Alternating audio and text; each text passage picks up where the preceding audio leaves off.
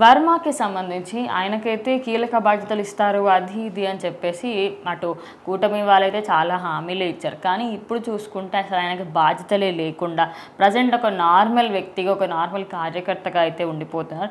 And అదే కాకుండా నాగబాబుకి special authorities, అదేవిధంగా పిఠాపురానికి ఆయన ఇప్పటి నుంచి ఇన్ఛార్జిగా ఇవన్నీ కొత్త కొత్త బాధ్యతలు ఇస్తున్నారు. మరి ఎందుకు ఇలా జరుగుతుంది, ఏమైంది అసలు? సో ఖచ్చితంగా ఏంటంటే ఇక్కడ ఎవరు తప్పు లేదు. ఎందుకంటే వర్మ గారు అనే వ్యక్తికి చంద్రబాబు గారు అయితే ఫస్ట్ హామీ ఇచ్చారు. సో ఈసారికి కొద్దిగా అర్థం చేసుకుని ఎమ్మెల్యే రేస్ నుంచి పక్కకు వెళ్ళండి. ఎందుకంటే ఇప్పుడు కూటమిలో పవన్ కళ్యాణ్ గారికి కూడా న్యాయం చేయాలి కాబట్టి ఖచ్చితంగా ఆయన్ని అక్కడ పిఠాపురం అడిగారు కాబట్టి ఆయన అడిగినందువల్ల ఈయన పక్కకి పెట్టాల్సి వచ్చింది. అట్లానే నెక్స్ట్ ఎమ్మెల్సీ వచ్చినప్పుడు ఫస్ట్ ప్రిఫరెన్స్ మీకే ఇస్తామని చెప్పారు. సో అది కూడా ఇవ్వలేదన్నమాట. సో అక్కడ కూడా అంటే ఇక్కడ చంద్రబాబు గారు ఇచ్చిన మాటకి నేను కట్టుబడి ఉంటాను వర్మ గారు చెప్పారు. ఇక్కడ జన సైనికులు కూడా వర్మ గారిని నోరెత్తి ఏ మాట అంటలేదు. ఎందుకంటే వాళ్ళకి తెలుసు ఆయన వాళ్ళకి హెల్ప్ చేశాడు. సో వాళ్ళు ఒక ఎలక్షన్ అయిన తర్వాత ఆయన గుర్తించి థ్యాంక్స్ అయితే చెప్పారనమాట. సో ఇంకా పవన్ కళ్యాణ్ గారు కానీ జనసేనలో ఉండేవాళ్ళు కానీ వర్మ గారికి ఎటువంటి పొజిషన్ ఇవ్వడానికి వాళ్ళ దగ్గర అథారిటీ లేదు. సో పవన్ కళ్యాణ్ గారు ఏంటంటే మహా అంటే ఆయనకి ఏమైనా అడిగితే మేలు చేయగలుగుతారు కానీ పదవులు ఇచ్చే పొజిషన్ అయితే ఇక్కడ పవన్ కళ్యాణ్ గారికి లేదనమాట. అది ఆయన పార్టీలో వాళ్ళకి మాత్రమే ఎక్స్చేంజ్లు చేసుకోవచ్చు. ఆయన ఇటు టీడీపీలో వ్యక్తికి ఆయన అయితే ఏ పదవి కూడా ఇవ్వలేడు అనమాట. సో ఇక్కడ ఆయన న్యాయం చేయాల్సిందల్లా చంద్రబాబు గారు అని చెప్పి జన సైనికుల మాట.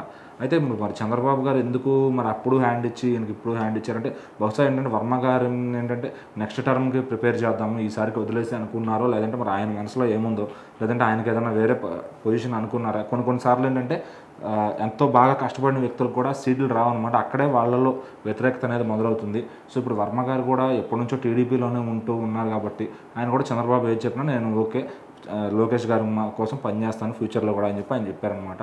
సో మరి ఆయన ఒక మాట మీద కట్టుబడి ఉన్నారు. మరి ఇప్పుడు ఆయన వచ్చి మళ్ళీ ఆయన ఏం మాట్లాడకపోయినా ఎదురు విమర్శిస్తే కనుక కొంచెం మరి వర్మ గారి కాంపౌండ్ కూడా హర్ట్ అవుతారనమాట.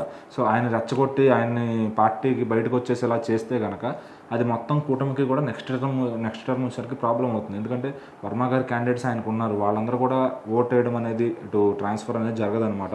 సో ఖచ్చితంగా ఆయన్ని జాగ్రత్తగా చూసుకుంటేనే పిఠాపురంలో ఆయనకున్న పర్సంటేజ్ అయితే ఉందో అది ఈయనకి షిఫ్ట్ అవుతుంది ఖచ్చితంగా. అది ఎవరు నిలబెట్టినా కానీ ఇక్కడ పవన్ కళ్యాణ్ గారిని కాదు, నెక్స్ట్ ఇంకెవరి నుంచున్నా కూడా. ఎందుకంటే పవన్ కళ్యాణ్ గారు లేకపోతే ఇంకా నెక్స్ట్ వర్మ గారే ఆప్షన్ అనమాట కూటమికి.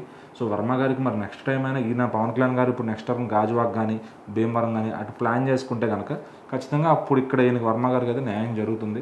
సో మరి ఎమ్మెల్సీలో కూడా ఇవ్వకపోవడం అనేది ఆయన తరఫున అందరూ కూడా బాధను వ్యక్తం చేస్తున్నారు.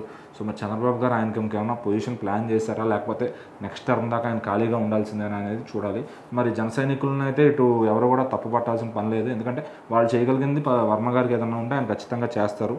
సో ఇక్కడ క్లాష్ అనేది ఏంటంటే నాగబాబు గారికి పదవి ఇవ్వడం ఏంటంటే ఆయనకు అక్కడ పవన్ కళ్యాణ్ గారు రోజు ఉండలేరు కాబట్టి ఆయన అక్కడ పెట్టేసి సో వర్మ గారు ఆయన చూసుకుంటారు, మాట్లాడుకుని ఏ పనులు చేయాలని. వర్మ గారు కూడా ఆయన సొంత డబ్బులు తీసి ఖర్చు పెడతారు కాబట్టి సో ఆయన ఎప్పుడు కూడా నియోజకవర్గానికి కాదు చేయనని ఎప్పుడు అనమాట. ఫస్ట్ నుంచి కూడా అందుబాటులో ఉంటారు. అందుకే అక్కడ ప్రజలందరికీ వర్మ గారు అంటే కొంచెం మక్కువ ఎక్కువ అనమాట. సో మరి అట్లా at the same time mega family అంటే కూడా అక్కడ అభిమానం ఎక్కువ. సో మరి నాగబాబు గారిని నెక్స్ట్ ఏమన్నా ఒకవేళ నిలబెట్టే ప్రయత్నంలో ఉన్నారా అక్కడ. సో మరి ఆయనకి అక్కడ ఎమ్మెల్యే సీట్గా నెక్స్ట్ టర్మ్ ఇచ్చే ప్లాన్లో ఉండి ఇప్పటి నుంచి అక్కడ చేస్తున్నారని కొంతమంది అనుకుంటున్నారు. అలా అని కాదు కానీ పవన్ కళ్యాణ్ గారు రోజు ఉండలేరు కాబట్టి వారధి కింద నాగబాబు గారిని అయితే అక్కడ పెట్టారనమాట. సో మరి చూద్దాం నెక్స్ట్ టర్మ్కి నాగబాబు గారికి వర్మ గారికి ఏమన్నా విడిపోయే భేదాలు ఏమన్నా తెప్పిస్తారా, లేదంటే వాళ్ళిద్దరు కలిసి బాగా పనిచేసుకుని నెక్స్ట్ టర్మ్ కూడా బాగా కూటమిని గెలిపించుకుంటారా అనేది చూడాలి.